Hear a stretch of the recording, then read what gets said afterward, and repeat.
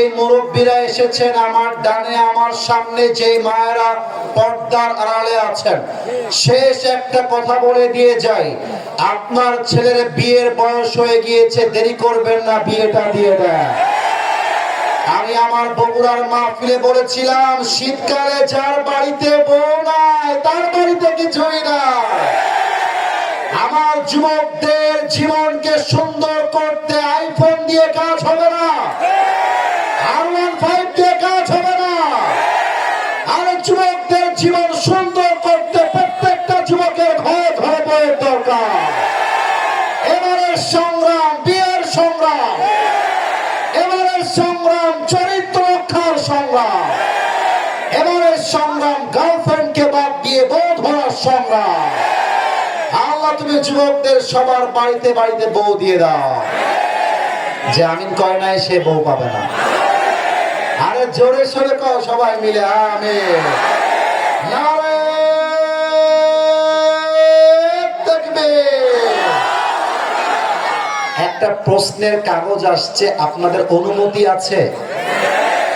আচ্ছা, অনুমতিটা জোরে দেওয়া লাগবে, না হয় দোয়া হয়ে যাবে। আমি ভোট করছি, ভোট দিবেন।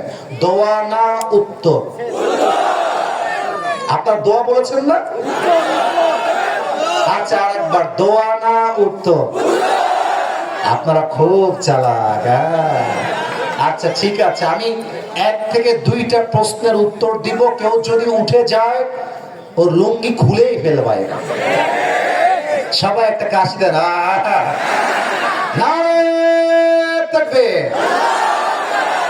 এই যে 1-1.5 ঘন্টা আল্লাহর উপরে তাওয়াক্কুল নিয়ে বললাম, ভাইরাল হবে না, এটা বলবো ভাইরাল হয়ে যাবে। এটা যদি কালকে জাস্ট আপলোড যায়, গত 1 মাস আগে একটা ভিডিও আপলোড দিয়েছে প্রশ্নের, 3 দিনে 12 মিলিয়ন ভিউ। মানে কি, মানুষ ভালো জিনিস দেখতে চায় না, একটু উল্টা পাল্টা হইলে মানুষের ভিউয়ের বন্যা বয়ে যায়। আচ্ছা, যদি ভালো হয়, we will try our best to answer of this all questions. আমরা চেষ্টা করব উত্তর দেওয়ার জন্য।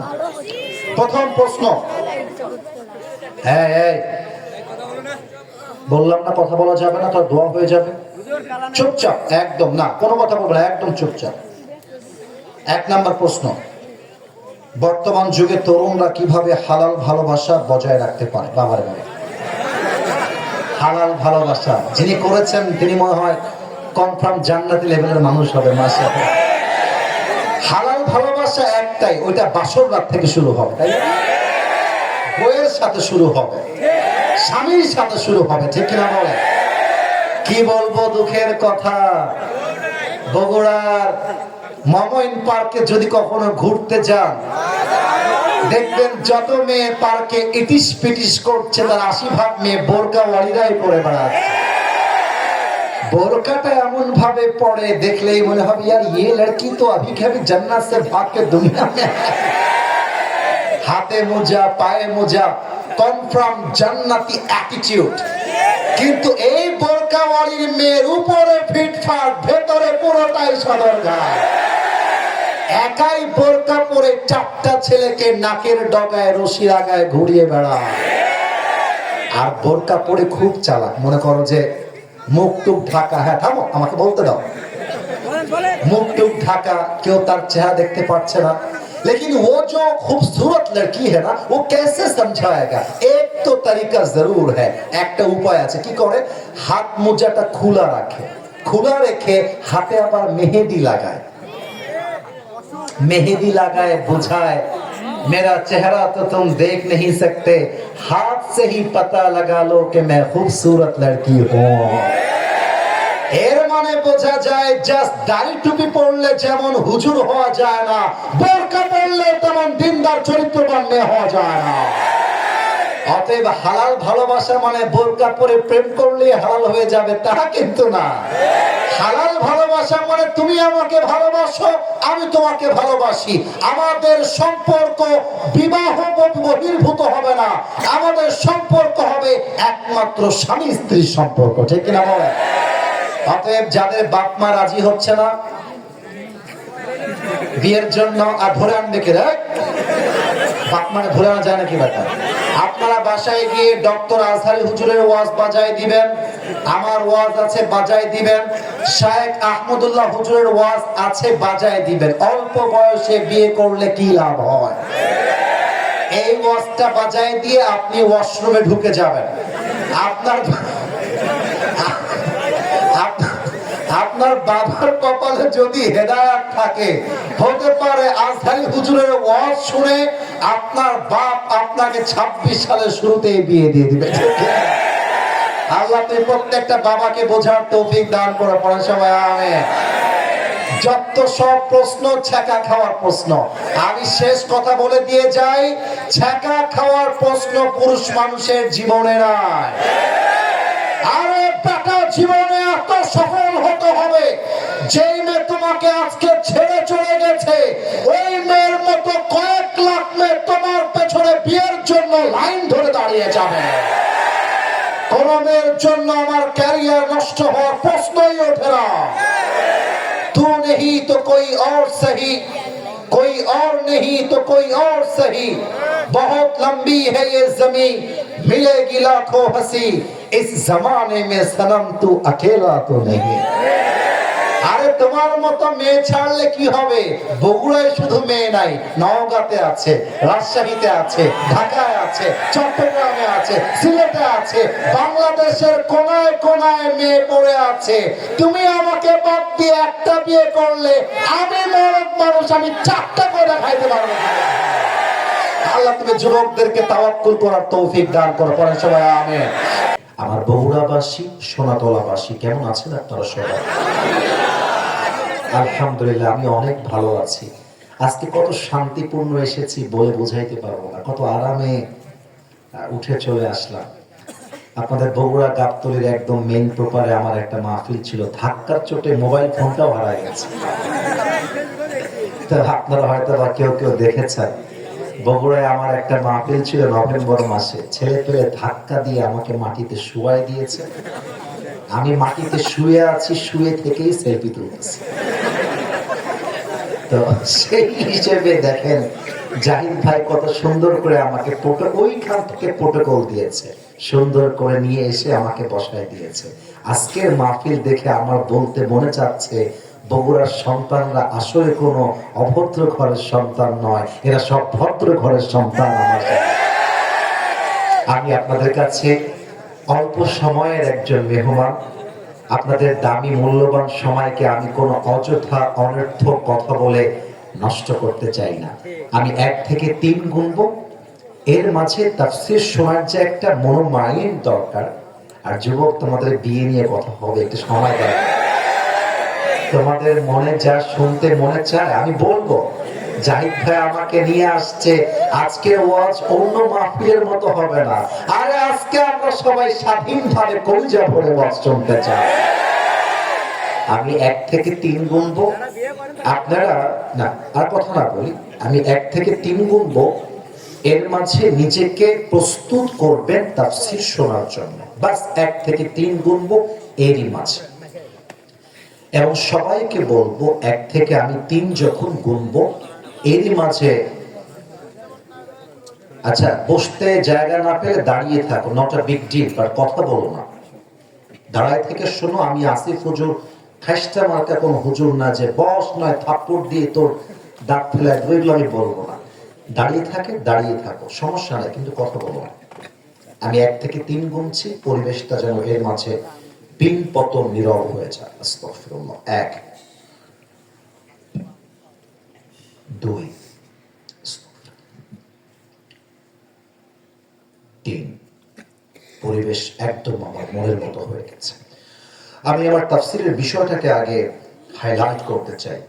আমি হাইলাইট করার পরে আপনাদেরকে উত্তর করতে হবে, কেউ যেন বাদ না পড়ে। ছোট্ট একটা কথা বলে দিই, আজকে মিডিয়াতে রেকর্ড হচ্ছে, পুরো দেশের মানুষ কালকে এই মাহফিলটা দেখবে। সামনে কয়েক হাজার লোক হতে পারে, কয়েকশো হতে পারে, ডাজন্ট ম্যাটার। আগামীকাল যখন কোটি কোটি মানুষ এই ওয়াজটা দেখবে, আপনাদের সাউন্ড হবে এতটা উচ্চ স্বরে, এতটা উচ্চ কণ্ঠে, পুরো দেশের মানুষ যেন আগামীকাল বলতে বাধ্য হয়, আমার সামনে কোনো কাপুরুষের বাচ্চা ছিল না, সব বীর পুরুষের সন্তানগুলো আমার সামনে বসেছে। এই সাউন্ড আমি শেষ পর্যন্ত চাই। আমার তাফসীরের বিষয় হচ্ছে খুবই সিম্পল, কিন্তু আপনাদের জীবনে এটা কত কাজে দিবে এটা বলার মতো কোনো ভাষা আমার নেই। এবং বিশ্বাস করেন, আমার পুরো 10 বছরের পড়াশোনাকে আমি 1 ঘন্টায় বলবো, এটা যে আপনাদের কত বড় পাওনা এটা আমি বোঝাতে পারবো না। 10 বছরে আমি যা জেনেছি 1 ঘন্টায় আপনাদেরকে আমি তা জানিয়ে দিতে চাই। এবং এতটুকু বলতে চাই, যারা আজকের ওয়াজটা মন দিয়ে শুনবে, কলিজা ভরে শুনবে, আমি বলার পরে সুবহানাল্লাহ কেউ আসতে পড়বেন না, আমি আগে বলে দিই। আজকের ওয়াজ শুনতে পারলে, জানতে পারলে, মানতে পারলে, মনের ভিতরে যে আমাদের জমে থাকা অনেক ব্যথা আছে, কষ্ট আছে, আঘাত আছে, অভিযোগ আছে, আজকের ওয়াজটা শুনতে পারলে আপনার জীবনে কষ্ট, দুঃখ, অভিযোগ বলতে কিছুই থাকবে না। সুবহানাল্লাহ। এখন বলবেন এটা কি আপনার গ্যারান্টি? না, এটা কোরআনের গ্যারান্টি। আপনাকে জানতে হবে, মানতে হবে, বুঝতে হবে, তবেই আপনার অভিযোগটা কমে যাবে, কষ্টটা কমে যাবে। তাফসীরের বিষয় হচ্ছে তাওয়াক্কুল তথা আল্লাহ ভরসা। আমি বলবো আরবিটা, আপনারা মুরব্বীরা, যুবকেরা বলবেন বাংলাটা। আমি আরো সহজ করে দিচ্ছি। আরবি হচ্ছে তাওয়াক্কুল, বাংলা হচ্ছে আল্লাহ ভরসা। আরবিটা আমি বলবো, বাংলাটা আপনারা বলবেন। দেখা যাক আপনারা বলতে পারেন কিনা। তাফসীরের বিষয় হচ্ছে তাওয়াক্কুল তথা কি ভরসা। একটু কম সাউন্ড পেলাম, লেটস রিপিট अगेन, আরেকবার ট্রাই করি। তাওয়াক্কুল তথা কি ভরসা। ومن يتوكل على الله فهو حسبه. Allah says in this ayah, whoever trusts in Allah subhanahu wa ta'ala, Allah is sufficient for him. Allah বলছেন যেই বান্দা সুখে দুঃখে, বুঝতে হবে, খালি মজা করে শুনলে হবে না, বুঝে বুঝে শুনতে হবে। আল্লাহ বলছেন যেই বান্দা সুখে দুঃখে বলতে পারে যে আল্লাহ আমার সাথে আছেন, আল্লাহ আমার সাথে ছিলেন, আল্লাহ তুমি আমার সঙ্গে আজীবন থাকবা, এইটা আমার বিশ্বাস। I trust in you. Allah আমি তোমারে বিশ্বাস করি, আল্লাহ আমি তোমারে ভরসা করি। আল্লাহ বলছে আমার বান্দা যদি এটা বলতে পারে, আমার বান্দার দুনিয়াতে কাউকে লাগবে না, আমি আল্লাহ আমার বান্দার জন্য একাই যথেষ্ট হয়ে যাব। 1 নম্বর আয়াত।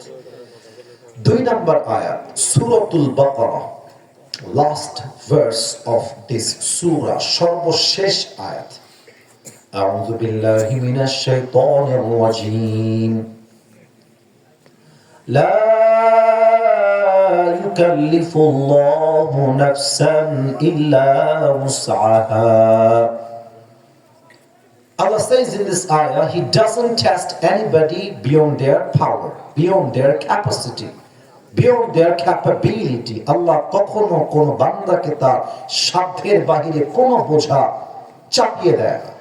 আরেকবার বলছি, তর্জমা, মুরব্বী যারা এসেছেন, আমি আপনাদের সন্তান, আমি আপনাদের নাতির মতো, আমার কথাটা একটু কান দিয়ে নয়, কলিজা দিয়ে শুনবেন। I repeat again, আমি আবারও তর্জমাটা বলছি। আল্লাহ কখনো কোন বান্দাকে তার সাধ্যের বাহিরে কোনো বোঝা চাপিয়ে দেয় না। কথার কথা, আমার দিকে তাকান।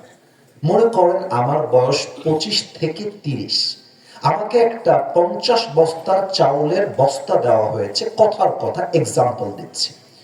আমার গায়ে এতটুকু তাজা রক্ত এবং শক্তি আছে, চাইলে এটা কষ্ট হোক আমি আমার ঘাড়ে তুলতে পারবো।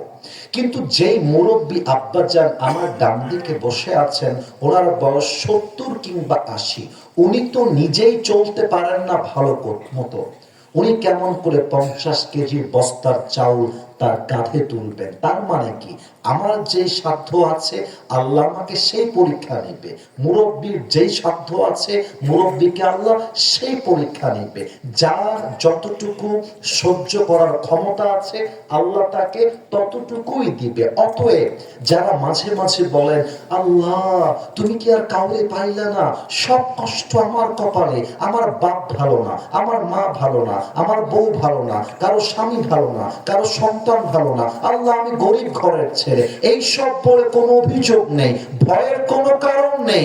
বুক চিরে দাঁড়িয়ে যাও, আল্লাহর ভরসায় সাহসটা বাড়াও, আল্লাহর নামে আগুন জ্বালাও বুকে, সত্যের পথে চলো, সাহস রাখো বুকে। আর থেমে গেলে চলবে না, রক্তে আগুন ধরাও, আল্লাহর সৈনিক তুমি, সেই পতাকা উড়াও। আরে আল্লাহ যখন পাশে, কিসের এত ভয়? তাওয়াক্কুল করো, কাছে আসবে বিজয়। মিজানুর রহমান আজহারি হুজুর বলেছিলেন, আধারে ভয় পেও না, আলো আছে আড়ালে, অন্ধকার পালিয়ে যাবে তুমি উঠে দাঁড়ালে। এবার আমি একটা উর্দু কবিতা শেয়ার করতে চাই, যে কবিতাটা লিখেছেন আল্লামা ইকবাল রহমতুল্লাহি আলাইহি, বিশ্ব কবি, যার কথা ভাষা এতটা মার্জিত, কবিতার অর্থ বুঝলে আপনার গায়ের পশমটা দাঁড়িয়ে যাবে।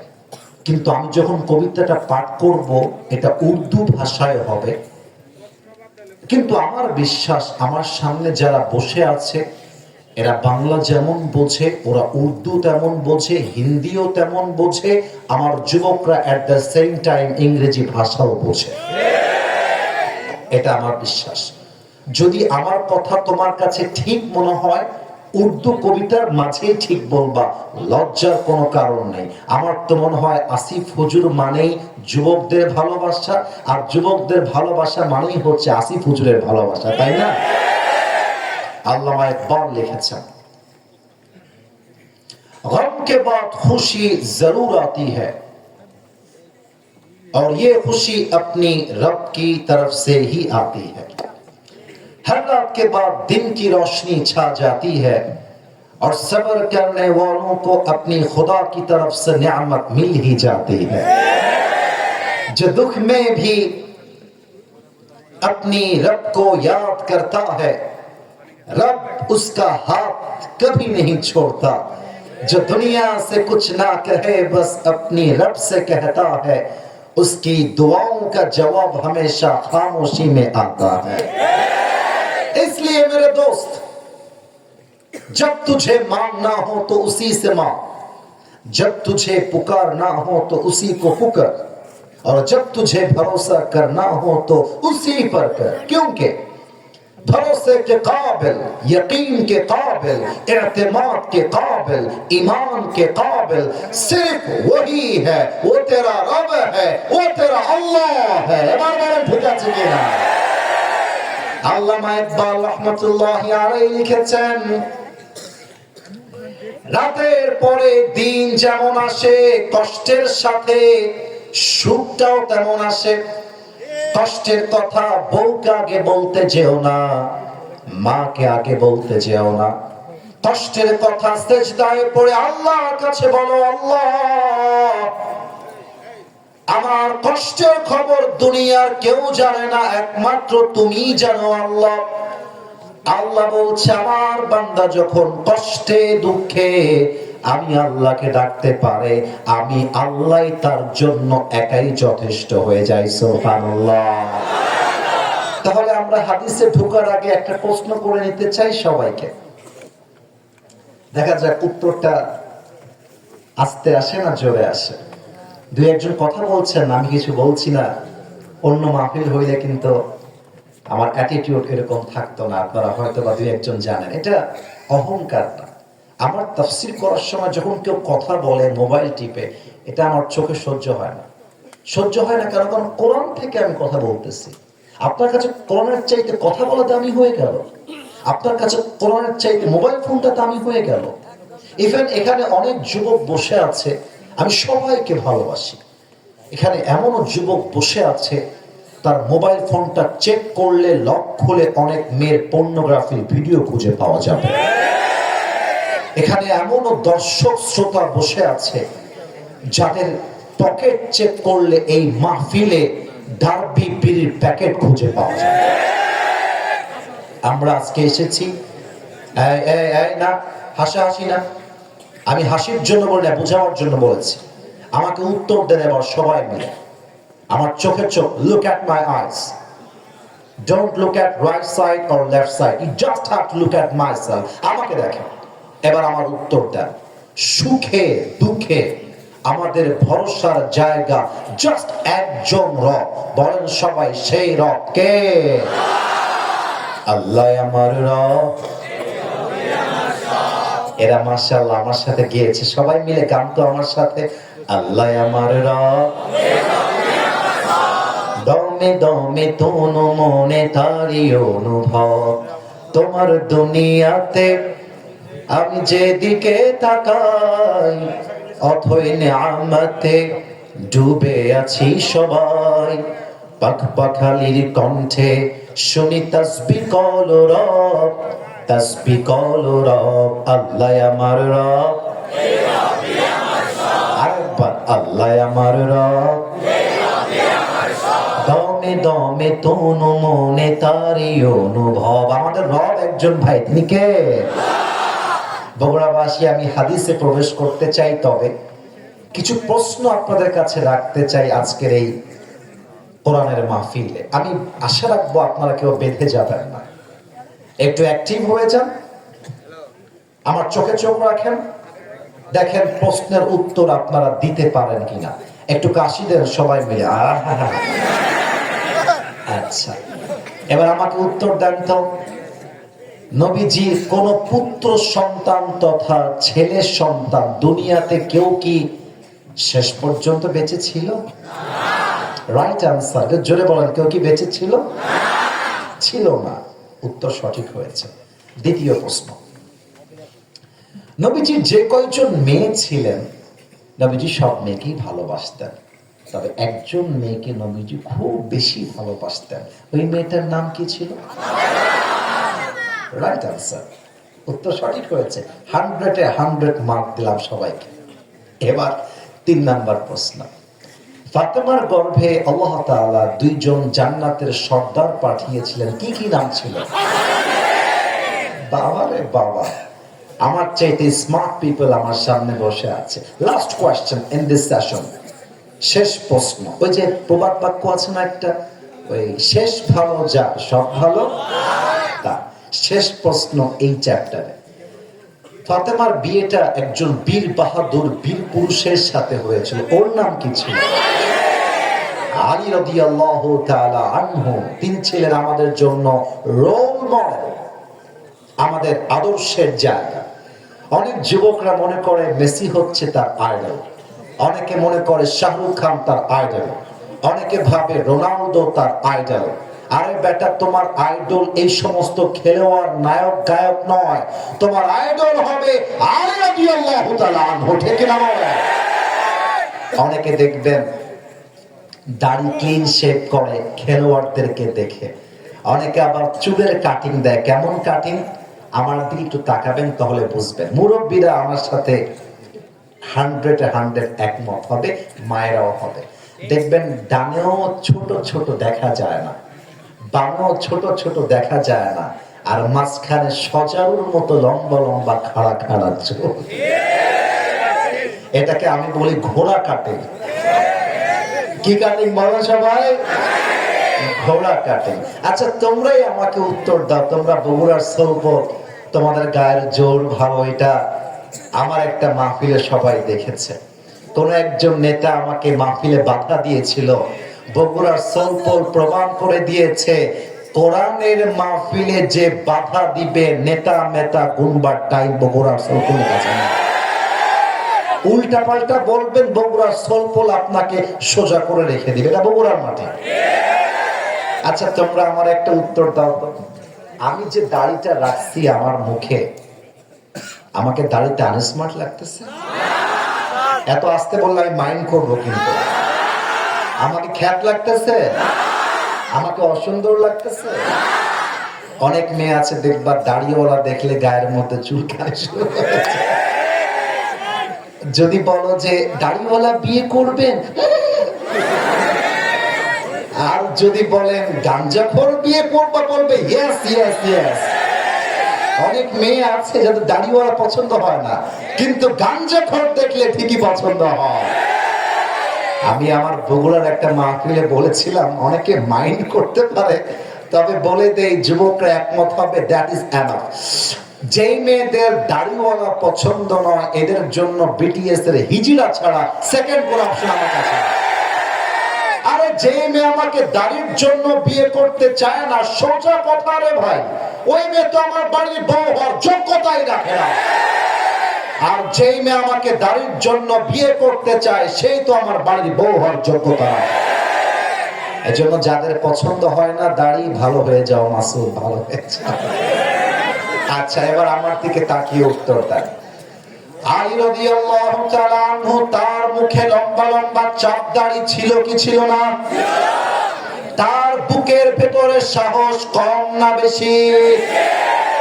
আমরা হাদিস থেকে বোঝাবো তাওয়াক্কুল কাকে বলে, আর বান্দা যখন তাওয়াক্কুল করতে পারে আল্লাহর সাহায্য কেমন করে আসে। এই হাদিসটা বোঝার জন্য আমার দুইটা হাত সবাইকে দেখতে হবে, হাত তুলতে হবে না, হাত তুলবেন না, আমার দুইটা হাত দেখেন। দেখা যায়? দেখেন তো কথা কে বলে, কিন্তু একটু একটু আওয়াজ আসছে, ঠিক আছে।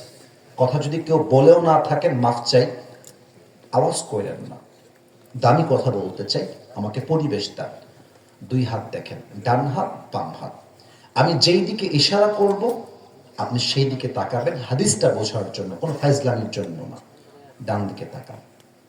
এখানে একটা পর্দা দিয়ে পুরো লম্বা একটা দেওয়াল দেওয়া আছে, যদিও বা দেওয়াল না আমি জানি, কিন্তু এই পর্দা কি দেখা যায় নাকি যায় না? এটা হচ্ছে ডান দেয়াল। এবার বাম দিকে তাকান। এখানেও সেম ভাবে পর্দা দিয়ে বিশাল লম্বা একটা দেয়াল আছে না নাই? এটা হচ্ছে বাম দেয়াল। পেছনে তাকান, এখানেও কিন্তু ব্যানার এবং পর্দা দিয়ে ঘেরা আছে, এটা হচ্ছে পেছন দেয়াল। এবার সবাই মিলে উত্তর দেন, কি দেয়াল? তাহলে দেওয়াল পেলাম তিনটা। কেউ যদি এই মাহফিলে আসতে চায় আমাদেরকে আসতে হবে ওই একটা রাস্তা দিয়ে। এদিক দিয়েও আসা যাবে না, এই দিক দিয়েও আসা যাবে না, এদিক থেকেও আসা যাবে না। মদিনা এমন একটা শহর ছিল যে শহরের তিন দিকে ছিল তিনটা বিশাল বড় বড় বেড়িবাঁধ তথা দেওয়াল। কেউ যদি মদিনায় আসতে চায় তিনটা দরজা বন্ধ। কয়টা দরজা খোলা? একটা দরজা খোলা। এই তো উত্তরটা কত সুন্দর পেলাম। এভাবে যদি উত্তর পাই রে ভাই, কলিজাটা ঠান্ডা হয়ে যায়। আমার তো মনে হয় আমার সামনে যারা বসে আছে এরাই হচ্ছে আলী রাদিয়াল্লাহু তাআলা আনহুর উত্তরসূরি বসে আছে, ঠিক আছে? তাহলে তিনটা দরজা বন্ধ, একটা দরজা খোলা তথা একটা রাস্তা খোলা। এবার আসুন আমরা হাদিসে ঢুকে যাই। উহুদের যুদ্ধের পরে, বদরের যুদ্ধের পরে আল্লাহ রাব্বুল আলামিন মুসলমানদেরকে এক বিশাল বিজয় দিলেন। বিপ্লব হয়ে যাবে। আমাদের শহীদ ওসমান হাদি আমাদেরকে শিখিয়ে দিয়েছে বাঁচতে হলে বিড়ালের মতো 500 বছর বেঁচে থাকার কোনো দাম নাই। বাঁচতে হলে সিংহের মতো 1 ঘন্টা গর্জন দিয়ে আমরা বাঁচতে চাই। ওসমান হাদির কথাগুলো আমার এখনো কলিজায় আঘাত করে। এখন রংপুর শহরে খুব দামি একটা হোটেলে 5 থেকে 7 দিন স্টে করেছিলাম। আমার একজন ভাইও আমাকে সেদিন অনার করেছিলেন। এত দামি রিসোর্ট, এত দামি জায়গা, এত দামি প্লেস, বিশ্বাস করেন আমার কাছে কোনো এনভায়রনমেন্ট ভালো লাগে না। শুধু চোখ দিয়ে আমার পানি পড়তেছে ওসমান হাদির জন্য। আমি এমন একজন মানুষ, কারো মৃত্যুতে আমি এই পরিমাণ কাঁদি নাই যে পরিমাণ আমি ওসমান হাদির মৃত্যুতে কেঁদেছি। আল্লাহর কসম করে বলছি, আমি আমার রুমে লাইট বন্ধ করে দিই, আমার চোখ দিয়ে পানি থামছে না, আমি আটকাইতে পারছি না। আমি যখন দেখছি ওসমান হাদির লাশটা গাড়িতে করে যাচ্ছে আর মানুষগুলো তার উপর লাফ দিয়ে পড়ছে, আমার চোখের পানি থামতেছে না। সে আমাদেরকে শিখিয়ে দিয়ে গিয়েছে কেমন করে জালেমের বিরুদ্ধে উঁচু গলায় বুক ফুলিয়ে কথা বলতে হয়। বল বীর, বল উন্নত মম শির, শির নেহারি আমারই নত শির ওই শিখর হিমাদ্রি। বল বীর, বল মহাবিশ্বের মহাকাশ ফাড়ি, চন্দ্র সূর্য গ্রহ তারা ছাড়ি, ধুলোক দুলোক গোলক ভেদিয়া খোদার আসন আরশ ছেদিয়া উঠিয়াছে চির বিস্ময়, আমি বিশ্ববিধাত্রীর বলবীর, আমি চির উন্নত মমশীর। ঠিক কিনা বলে? বুকের পাটা কাকে বলে? কাফেররা তখন প্ল্যান করতে শুরু করলো, যেহেতু ইসলামের বিজয় হয়ে যাবে ভাব, লেটস অ্যাটাক অন মদিনা, চলো আমরা মদিনাকে মানচিত্র থেকে মুছে ফেলি, আক্রমণ করি। সব কাফেররা মিলে মদিনায় অ্যাটাক করবার জন্য প্রস্তুত হয়ে গেল। কিন্তু নবীজির কানে এই খবরটা পৌঁছে দিল একজন। তিনি কে? এরে বাবা, এত আসতে বললেন কেন আপনারা? বলেন সবাই, তিনি কে? আল্লাহর রাসূল সাল্লাল্লাহু আলাইহি ওয়াসাল্লাম সাহাবায়ে কেরামদেরকে নিয়ে পরামর্শের জন্য বসে গেলেন। কি করা যায়, কেমন করে অ্যাটাকটাকে থামিয়ে দেওয়া যায়। এক সাহাবী, তার নাম হচ্ছে সালমান ফারসি রাদিয়াল্লাহু তাআলা আনহু, সে দাঁড়িয়ে গিয়েছে। আমার প্রিয় বগুড়াবাসী, সোনাতলাবাসী, আমার চোখে চোখ রাখবেন, চাতক পাখির মতো মনোযোগ দিয়ে ওয়াজটা শুনবেন। সালমান ফারসি ডাক দিয়ে বলছে, ইয়া রাসূলুল্লাহ, মদিনার ডান দিকে দেওয়াল, বাম দিকে দেওয়াল, পেছন দিকে দেওয়াল, একটা রাস্তা খোলা আছে। আপনি যদি অ্যাটাককে থামাতে চান, ওই একটা রাস্তায় খাল খনন করে দেন। আচ্ছা বগুড়াবাসী, আপনারা খালকে কি বলেন? খালি বলেন? খাল, বিশাল লম্বা খাল। এখন কাফেররা যখন মদিনায় অ্যাটাক করতে আসছে, একটা রাস্তা খোলা, সব রাস্তা বন্ধ। ওই একটা রাস্তা যে খোলা, ওইটা পুরো পানি আর পানি দিয়ে ভরা। কাফেররা বলছে, আমরা চাইলেও একসাথে অ্যাটাক করতে পারবো না, let's go back to home, চলো আমরা বাসায় ফিরে যাই। কিন্তু এক কাফের, নামটা প্রথমে আমি বলবো, and then you have to repeat after me, এরপরে আপনারা বলবেন। একটু রিল্যাক্স হন, নামটা বুঝে বলবেন। নামটি হলো আমর বিন মারহাব। এবার আপনাদের পালা। আমর বিন কি হাব? ৮০ ভাগ সাউন্ড চলে আসছে। আর একবার, আমর বিন মারহাব। বলেন, আমর বিন কি হাব? ওই বেটা বলছে, পানি টানি দিয়ে আমাকে আটকায় রাখা যাবে না, আমি সাঁতরে মদিনায় গিয়ে অ্যাটাক করব। আমর বিন মারহাব পানিতে একটা লাফ দিয়েছে, সাঁতরে মদিনায় পৌঁছে গিয়েছে। আর চিৎকার দিয়ে বলছে, হালুম্মু ইলাইয়া ইন কুনতুম সাদিকিন। এই মুসলমানের বাচ্চারা, কার বুকের পাটা আছে আমার সঙ্গে যুদ্ধ করবি, আয় আমার সামনে দাঁড়িয়ে যা। সব সাহাবায়ে কেরাম বের হয়ে আসছে। নবীজি ডাক দিয়ে বলছে, কে যুদ্ধ করবা, হাত তোলো। সবাই চুপচাপ বসে আছে। পেছন থেকে আলী রাদিয়াল্লাহু তাআলা আনহু তার ডান হাতটা তুলে দিয়েছে।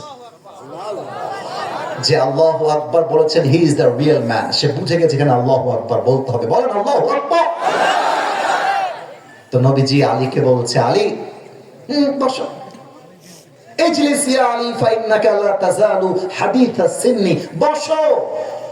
আমাদের একটা হুজুর আছে, কুমিল্লায় বাসা, উনি একটা মাহফিলে ডায়লগ দিয়েছিলেন, সোনামণি নতুন নতুন।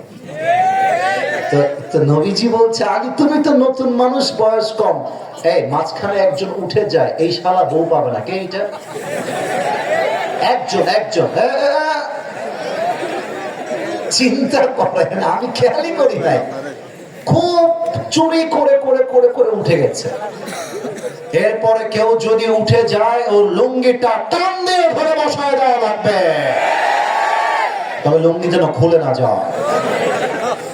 কি কথা চিন্তা করেন। সবাই পাগল হয়ে আছে ওয়াজ শুনতে, আর ওই তিন তিন করে পালায় যাচ্ছে। আমার দিকে তাকান, তাকবীর দেন, নারে তাকবীর। এবার আলী চুপচাপ বসে গেছে। এবার আমর বিন মারহাব বলছে, কিরে মুসলমানের বাচ্চারা, তোদের গায়ের শক্তি কি শেষ হয়ে গেল? তোদের মধ্যে বীর পুরুষ কি কেউ নাই? থাকলে দাঁড়া আমার সঙ্গে আয় যুদ্ধ করতে। কেউ হাত তুলে না। নবীজি বলছে, কে আছো, স্ট্যান্ড আপ, দাঁড়িয়ে যাও, হাত তোলো, রেইজ ইওর হ্যান্ড। কে আছো, হাত তোলো। কেউ হাত তুলছে না। আবারও আলী রাদিয়াল্লাহু তাআলা আনহু হাত তুলে দিয়েছে। নবীজি বলছে, আলী বসো। কিন্তু নবীজি বুঝতে পারেন নাই, ছোট মরিচে মাশাআল্লাহ, উত্তরটা সঠিক হয়েছে। আলী বসে গেছে। কিন্তু এবার আমর বিন মারহাব খুব বাজে ভাষায় গালিগালাজ করেছে। আমি কোনো গালিগালাজ করতে মাহফিলে আসি নাই। আমি ভদ্র ভাষায় বলছি, আপনারা ইঙ্গিতটা বুঝে নিবেন সে কি বুঝিয়েছে। কথা বলো। আমর বিন মারহাব বলছে, তোদের সাহাবীদের মাঝে কেউ যদি এক বাপের বেটা হয়ে থাকিস, নাউজুবিল্লাহ, এই কথা কি মিন করে ব্যাখ্যা করার প্রয়োজন নেই। এক বাপের বেটা যদি হয়ে থাকিস আমার সামনে আয়। মায়ের বুক খালি করতে চাস আমার সামনে আয়। সন্তানকে বিধবা করতে চাস আমার সামনে আয়। বউ সন্তানকে ইতিম করতে চাস আমার সামনে আয়। বউকে বিধবা করতে চাস পারলে আমার সামনে আয়। কে আছিস? সব সাহাবীরা চুপচাপ বসে আছে। এই নবীজি বলছে, কে তোমাদের মাঝে কেউ কি নাই যুদ্ধ করবা ওর সাথে? কে আছো? হাত তোলো। কেউ হাত তুলে না। আবারও আলী রাদিয়াল্লাহু তাআলা আনহু তার হাত তুলে দিয়েছে। এবার নবীজি বুঝে গিয়েছে আলীর বয়স কম হতে পারে, বাট আলীর বুকে ভরসা আছে এক সত্তার উপরে। তিনি কে? আমি কিন্তু এবার একটু অভিনয় করব হাদিসটাকে প্র্যাকটিক্যালি হাইলাইট করবার জন্য। মনে করেন আপনার ফোনে ভেতরে একটা প্রবলেম হয়েছে, স্ক্রিনের ভেতরে পার্টসে প্রবলেম হয়েছে। এখন আপনি মেকার সাহেবকে কল দিয়ে বললেন, ভাই আমার তো স্ক্রিনের প্রবলেম না, ভেতরে মেশিনের প্রবলেম। তো মেকার সাহেব বলছে, আগে ব্যাক পার্টটা খোলেন, ওপরের খাপটা খোলেন, ওইটা খোলেন, সেইটা খোলেন। আপনি বলবেন, আপনার কথা ভাই আমি কিছু বুঝতেছি না, আমি কি খুলে কি মোবাইল নষ্ট হয়ে যাবে ভাই, আপনি আসেন আমাকে প্র্যাকটিক্যালি দেখায় দেন, তখন আমি পারব। তার মানে কিছু কথা আছে যা বলে বোঝানো যায় না, কিন্তু করে দেখালে বোঝা যায়। কথা কি ভুল বললাম না ঠিক বললাম? আমি করে দেখাতে চাই হাদিসের বাস্তবতা কেমন ছিল। আলী রাদিয়াল্লাহু তাআলা আনহু হেঁটে হেঁটে নবীজির ফ্রন্টে তথা সামনে দাঁড়িয়ে গিয়েছে। Look at this bottle. এই বোতল কি দেখা যায়? এটা বগুড়ার সোলপুর আওয়াজ হয় না রে বা? এই বোতল কি দেখা যায়? নবীজি একটা তরবারি নিয়েছেন, নাম হচ্ছে জুলফিকার। এবার বগুড়াবাসীর পালা। কি ফিকার? বাবারে বাবা, আওয়াজ তো বেড়ে গেছে। আর একবার জুলফিকার। কি ফিকার? নবীজি বলছে, ইয়া আলী, এই নাও তোমার যুদ্ধের তরবারি, যাও আমর বিন মারহাবকে হারিয়ে আমার সামনে আসো। আলী তরবারিটা নিয়ে যুদ্ধের জন্য বের হয়ে গেছে। নবীজি বলছে, আলী আবার আসো, আমার কাছে আরেকবার আসো। এবার নবীজি আরবিতে বলছেন আলীকে, ইযহাব ফাইনাল্লাহা মাআকা। আলী যাও যুদ্ধে, তবে মাথায় রেখো, আপনার কথাও ঠিক আছে, এটাই বলেছে, আলী যুদ্ধে যাও, তবে যদি কখনো মাথায় মনে হয় যে আমি তো একা হয়ে গেলাম, আমার সাথে তো কেউ নেই, আমি তো একা এসেছি, মাথায় রাখবা মুমিন হিসেবে তুমি একা নও, তোমার সঙ্গে আছে এক সত্তা। তিনি কে? Go and fight with him. যাও যুদ্ধ করো। আলী চলে আসছে যুদ্ধের জন্য। ওই যে বলেছিলাম অভিনয় করবো, এবার অভিনয়ের পালা। আমি একটু মাইক থেকে একটু পেছনে যাচ্ছি, সাউন্ডটা হালকা কম যাবে। কিপ ওয়াচিং মাইসেলফ, আমাকে দেখতে থাকেন, বুঝতে সমস্যা হবে না। আমার জাহিদ ভাই আর আমি, আমাকে খেয়াল করেন। জাহিদ ভাই মনে করেন তার সাইজটা হচ্ছে একদম এই সাদা যে প্যান্ডেলের সামিয়ানা আছে এই বরাবর, আর আমার হাইটটা হচ্ছে এই মাইক বরাবর। তাহলে এই যদি হয় লম্বার ডিফারেন্স, তাহলে আমি হলাম গুঠু, জাহিদ ভাই লম্বু। আমি যদি জাহিদ ভাইয়ের সামনে এসে বুকের সিনা টান করে দাঁড়িয়ে যাই, যতই বাহাদুরি দেখাই, জাহিদ ভাইকে দেখার জন্য আমার চোখটা, this is the reality, এটা বাস্তব, দেখার জন্য মাথা উঁচু করতে হবে। আর জাহিদ ভাই যেই হোক না কেন, আমি যেহেতু গুইঠা মানুষ, আমাকে দেখার জন্য জাহিদ ভাইয়ের চোখটা, কথা কি বোঝা যায় নাকি যায় না? তবে মাথায় রাখবেন, যার বুকের মধ্যে ঈমান আছে, তার সামনে যত লম্বা কাফের হোক না কেন, সে মুসলমান, তাকে 2 পয়সা পরোয়া করে কথা বলে না।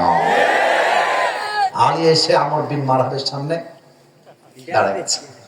তো আমর বিন মারহাব কি কি বলেছে আমি আরবিটা আগে বলবো, and then I will translate in Bangla. Bangla যখন তর্জমা করব একটু হাসি লাগবে শুনতে, কিন্তু এটাই বাস্তব।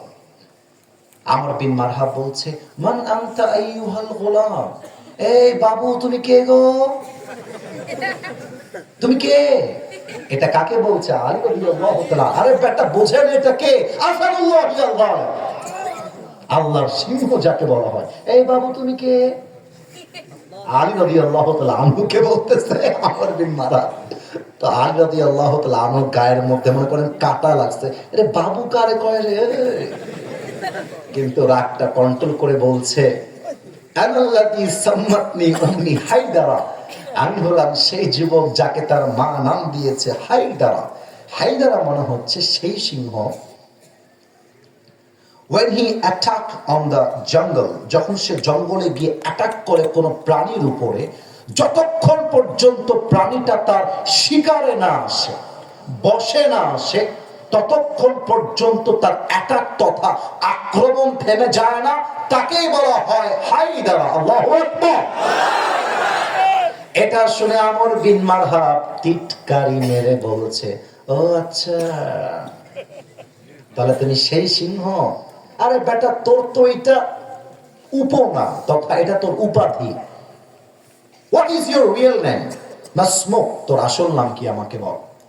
এবার আলী রাদিয়াল্লাহু তাআলা আনহু বলছে, আমার নাম ইসমি আলী। হ্যাঁ, আনতা আলী, তুমি কি আলী? বলছে ইয়েস, নাম আমি আলী। বলছে আনতা আলী বিন আব্দুল মুত্তালিব। কিরে বাবা, তোমার বাবার নাম কি আব্দুল মুত্তালিব? বলছে না না, আনা আলী বিন আবি তালেব, আমার ওইটা দাদার নাম, আমার বাপ হচ্ছে আবু তালেব। বলছে ছি ছি ভাতিজা, তোর বাপ তো আমার ভাই লাগে, তুই তো আমার ভাতিজা, আমি যাই করি জীবনে ভাতিজাকে মারার মতো পাপ আমি করতে পারবো না, যা যা যা, ভাতিজাকে মারতে পারবো না।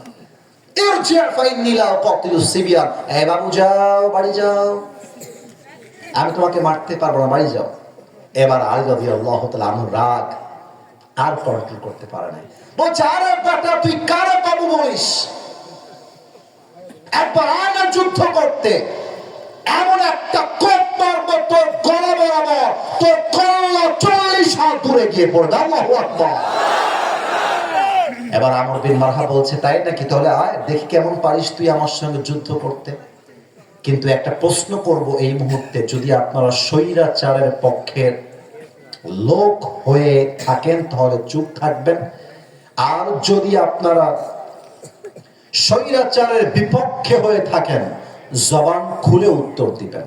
রংপুরে যে যুবকটা 5 আগস্টের আগে বুকটা পেতে দিয়ে শহীদ হয়েছিল, ওই যুবকটার নাম কি ছিল? আপনারা মারাত্মক ভাবে উত্তর দিয়েছেন। এবার আমাকে উত্তর দেন তো, শহীদ আবু সাইদ কি রাস্তায় বের হয়ে কারো বুকে আগ বাড়িয়ে গুলি করেছিল? উত্তরটা জোরে বলেন, করেছিল?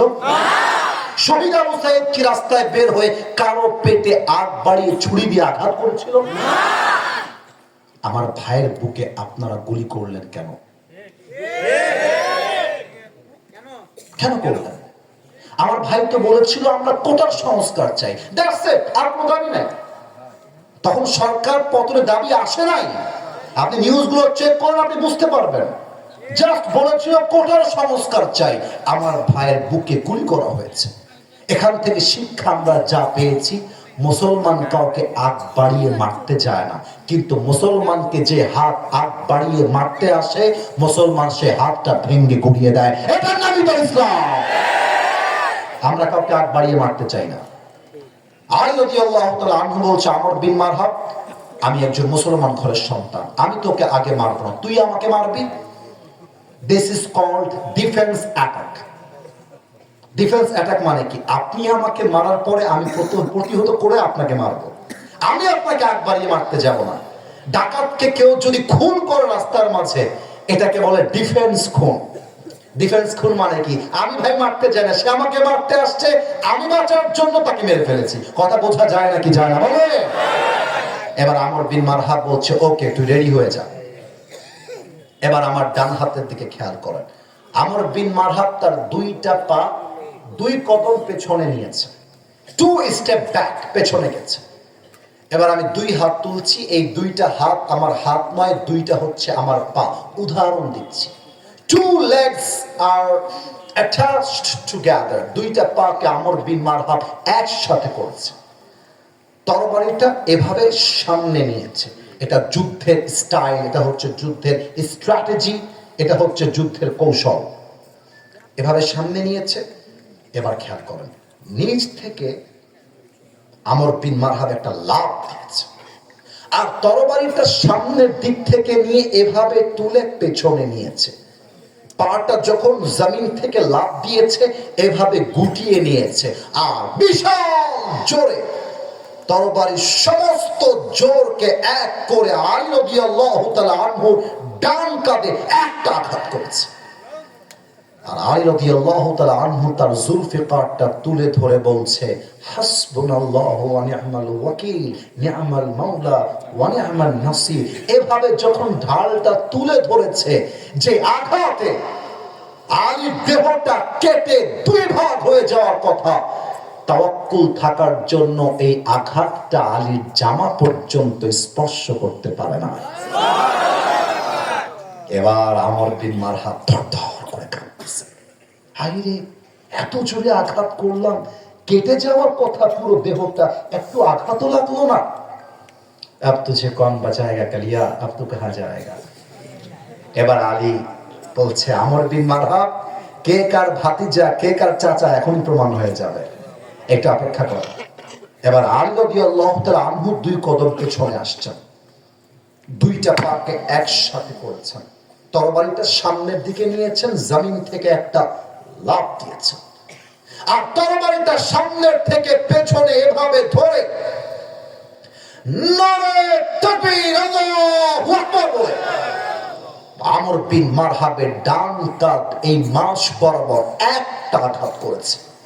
আর আমর বিন মারহাব তার আঘাতটাকে ডিফেন্স করবার জন্য তার ঢালটাকে উঁচুতে এভাবে তুলে ধরেছে, কিন্তু আলীর আঘাতে এতটা জোর ছিল, এতটা স্ট্রেংথ ছিল, এতটা পাওয়ার ছিল, এতটা শক্তি ছিল, একটা কোপে আমর বিন মারহাবের ঢালটা ভেঙে দুই টুকরো হয়ে আমর বিন মারহাবের পুরো দেহটা কেটে ফেড়ে জমিনে ছিটকে দুই ভাগ হয়ে পড়ে গেছে।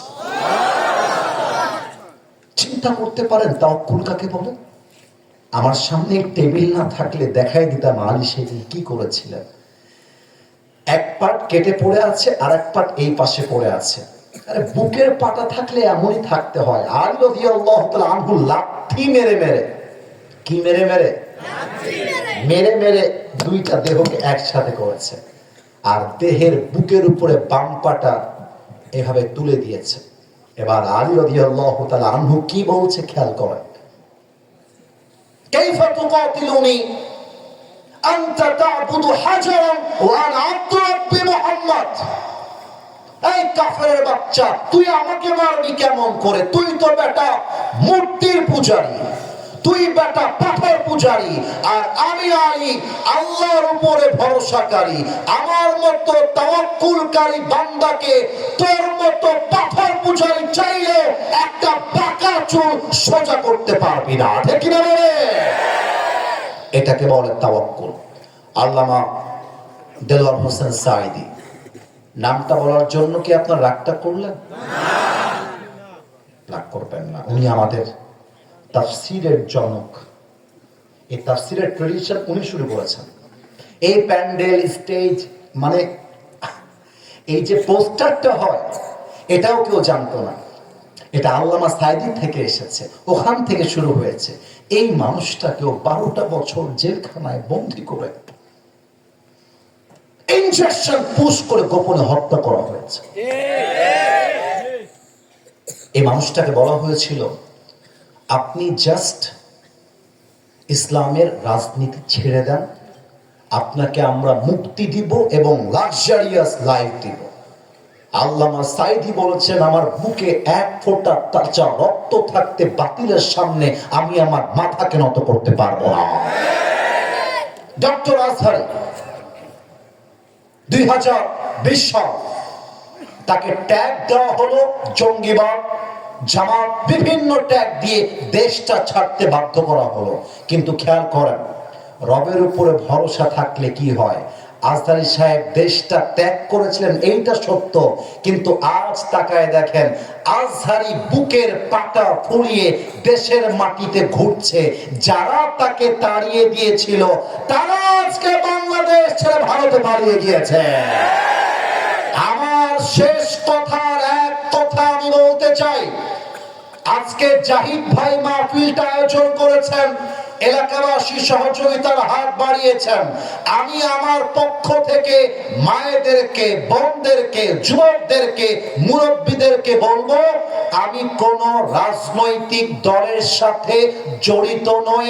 I am not a politician, I am not connected with any political party in Bangladesh. I am just talking about on this matter as a citizen of Bangladesh.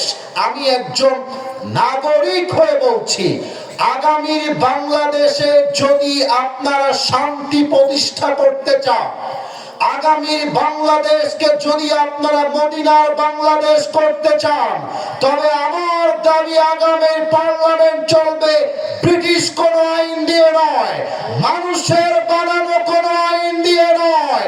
আগামীতে 12 ফেব্রুয়ারির পরে আগামী পার্লামেন্ট চলবে আল্লাহর কোরআনের সংবিধান দিয়ে।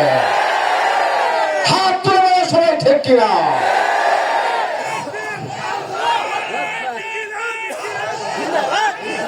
খুব সুন্দর স্লোগান, নারে তাকবীর, গোলামি না আজাদি, আরো জোরে, গোলামি না আজাদি, আপোষ না সংগ্রাম। আরে আমার ভাই কবরে, খুনি কেন বাহিরে, ইনকিলাব ইনকিলাব, জিন্দাবাদ জিন্দাবাদ, নারে তাকবীর, আরো জোরে, দিল্লি না ঢাকা, নারে তাকবীর। স্লোগানে প্রমাণ হয়ে গেল বিড়ালের বাচ্চা আমার সামনে নয়, সিংহ পুরুষগুলো আমার সামনে বসে আছে। দুইটা হাত সবাই তোলেন, এবার সবাই দুইটা হাত তোলেন। আমি যা যা বলতে বলবো আপনারা তাই তাই বলবেন। একটু আল্লাহকে ডাক দেন, বলেন আল্লাহ। আচ্ছা, হাতটা একটু বেশি উঁচু হয়ে গেছে, হালকা নামা। আপনাদের ব্যথা হোক হাতে, এটা আমি চাই না।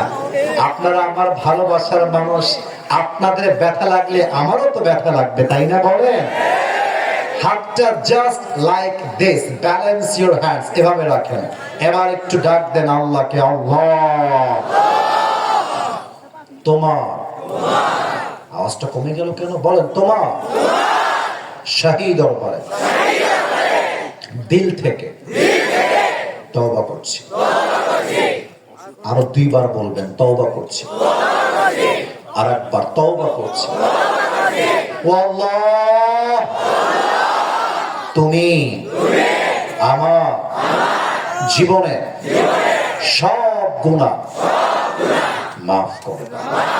পরের সবাই আওয়াজ দিয়ে আমিন। 2 নাম্বার ওয়াদা, বলেন আল্লাহ। সবাই মিলে আল্লাহ,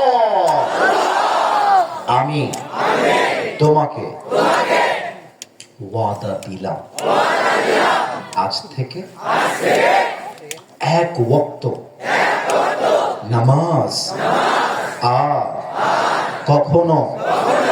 এবার হাতটা তোলেন। এবার আমি যেমনে বলবো তেমনি, ছাড়বো না। হাত নড়ে নাই কেন? বলেন সবাই, ছাড়বো না। আওয়াজ দিয়ে বলেন সবাই, ইনশাআল্লাহ।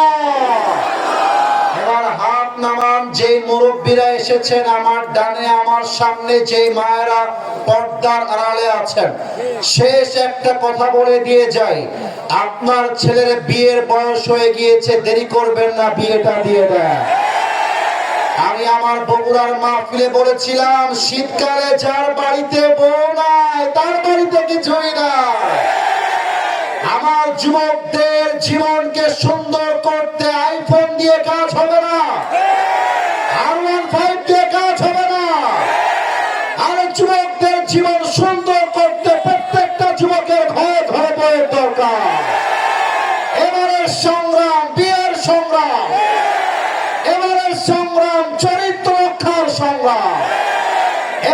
সংগ্রাম, গার্লফ্রেন্ডকে বাদ দিয়ে বউ ধরার সংগ্রাম।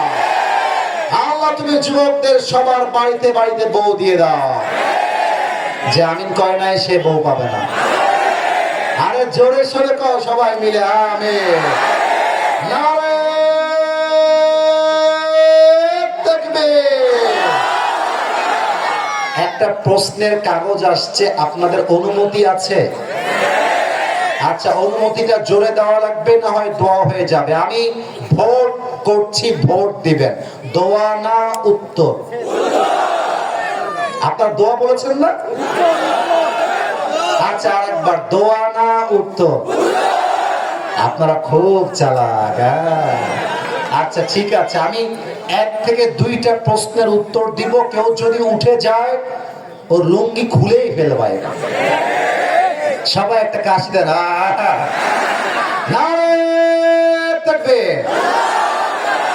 এই যে 1-1.5 ঘন্টা আল্লাহর উপরে তাওয়াক্কুল নিয়ে বললাম, ভাইরাল হবে না? এটা বলবো ভাইরাল হয়ে যাবে। এটা যদি কালকে জাস্ট আপলোড যায়, গত 1 মাস আগে একটা ভিডিও আপলোড দিয়েছে প্রশ্নের, 3 দিনে 12 মিলিয়ন ভিউ। মানে কি, মানুষ ভালো জিনিস দেখতে চায় না, একটু উল্টা পাল্টা হইলে মানুষের ভিউয়ের বন্যা হয়ে যায়। আচ্ছা, যদি ভালো হয়, we will try our best to answer of this all questions. আমরা চেষ্টা করব উত্তর দেওয়ার জন্য। প্রথম প্রশ্ন, এই বললাম না কথা বলা যাবে না, তো দোয়া হয়ে যাবে। চুপচাপ, একদম না, কোনো কথা বলবে না, একদম চুপচাপ। 1 নাম্বার প্রশ্ন, বর্তমান যুগে তরুণরা কিভাবে হালাল ভালোবাসা বজায় রাখতে পারে? বাবার বাবা, হালাল ভালোবাসা যিনি করেছেন তিনি মনে হয় কনফার্ম জান্নাতি লেভেলের মানুষ হবে। মাশাআল্লাহ। হালাল ভালোবাসা একটাই, ওইটা বাসর রাত থেকে শুরু হবে, তাই না? বউয়ের সাথে শুরু হবে, স্বামীর সাথে শুরু হবে, ঠিক কিনা বলে? কি বলবো দুঃখের কথা, বগুড়ার মমইন পার্কে যদি কখনো ঘুরতে যান, দেখবেন যত মেয়ে পার্কে ইটিস পিটিস করছে তার 80% মেয়ে বোরকাওয়ালিরাই পরে বেড়াচ্ছে। বোরকাটা এমন ভাবে পড়ে দেখলেই মনে হবে यार ये लड़की तो अभी कभी जन्नत से भाग के दुनिया में। হাতে মোজা, পায়ে মোজা, কনফার্ম জান্নাতি অ্যাটিটিউড। কিন্তু এই বোরকাওয়ালির মেয়ের উপরে ফিটফাট, ভেতরে পুরোটাই সদরঘাট। একাই বোরকা পরে 4টা ছেলেকে নাকের ডগায় রশি লাগায় ঘুরিয়ে বেড়ায়। আর বোরকা পরে খুব চালাক, মনে করো যে মুখ টুক ঢাকা। হ্যাঁ থামো, আমাকে বলতে দাও। মুখ টুক ঢাকা, কেউ তার চেহারা দেখতে পাচ্ছে না। लेकिन वो जो खूबसूरत लड़की है ना, वो कैसे समझाएगा? एक तो तरीका जरूर है, একটা উপায় আছে। কি করে? হাত মোজাটা খোলা রাখে, খোলা রেখে হাতে আবার মেহেদি লাগায়। मेहंदी लगाए बुझाए, मेरा चेहरा तो तुम देख नहीं सकते, हाथ से ही पता लगा लो कि मैं खूबसूरत लड़की हूँ। এর মানে বোঝা যায় জাস্ট দাড়ি টুপি পরলে যেমন হুজুর হওয়া যায় না, বোরকা পরলে তেমন দিনদার চরিত্রবান মেয়ে হওয়া যায় না। অতএব হালাল ভালোবাসা মানে বোরকা পরে প্রেম করলে হালাল হয়ে যাবে তা কিন্তু না। হালাল ভালোবাসা মানে তুমি আমাকে ভালোবাসো, আমি তোমাকে ভালোবাসি। আমাদের সম্পর্ক বিবাহ বহির্ভূত হবে না, আমাদের সম্পর্ক হবে একমাত্র স্বামী স্ত্রীর সম্পর্ক, ঠিক কিনা বলে? অতএব যাদের বাপ মা রাজি হচ্ছে না বিয়ের জন্য, আর ধরে আনবে কে? বাপ মানে ধরে আনা যায় নাকি ব্যাপার? আপনারা বাসায় গিয়ে ডক্টর আজহারি হুজুরের ওয়াজ বাজায় দিবেন, আমার ওয়াজ আছে বাজায় দিবেন, শায়েখ আহমদুল্লাহ হুজুরের ওয়াজ আছে বাজায় দিবেন। অল্প বয়সে বিয়ে করলে কি লাভ হয়? এই ওয়াজটা বাজায় দিয়ে আপনি ওয়াশরুমে ঢুকে যাবেন। আপনার বাবার কপালে যদি হেদায়েত থাকে, হতে পারে আজহারি হুজুরের ওয়াজ শুনে আপনার বাপ আপনাকে 26 সালের শুরুতেই বিয়ে দিয়ে দিবে। আল্লাহ তুমি প্রত্যেকটা বাবাকে বোঝার তৌফিক দান করে, পড়ে সবাই আমিন। যত সব প্রশ্ন ছ্যাঁকা খাওয়ার প্রশ্ন। আমি শেষ কথা বলে দিয়ে যাই, ছ্যাঁকা খাওয়ার প্রশ্ন পুরুষ মানুষের জীবনে নাই। আরে বেটা, জীবনে এত সফল হতে হবে যে আমাকে আজকে ছেড়ে চলে গেছে, ওই মেয়ের মতো কয়েক লাখ মেয়ে তোমার পেছনে বিয়ের জন্য লাইন ধরে দাঁড়িয়ে যাবে। কোন মেয়ের জন্য আমার ক্যারিয়ার নষ্ট হওয়ার প্রশ্নই ওঠে না। तू नहीं तो कोई और सही, कोई और नहीं तो कोई और सही, बहुत लंबी है ये जमीन, मिलेगी लाखों हंसी, इस जमाने में सनम तू अकेला तो नहीं। আরে তোমার মতো মেয়ে ছাড়লে কি হবে? বগুড়ায় শুধু মেয়ে নাই, নওগাঁতে আছে, রাজশাহীতে আছে, ঢাকায় আছে, চট্টগ্রামে আছে, সিলেটে আছে, বাংলাদেশের কোনায় কোনায় মেয়ে পড়ে আছে। তুমি আমাকে বাদ দিয়ে একটা বিয়ে করলে আমি মরদ মানুষ, আমি চারটা করে খাইতে পারবো। আল্লাহ তুমি যুবকদেরকে তাওয়াক্কুল করার তৌফিক দান করো, পরে সবাই আমিন।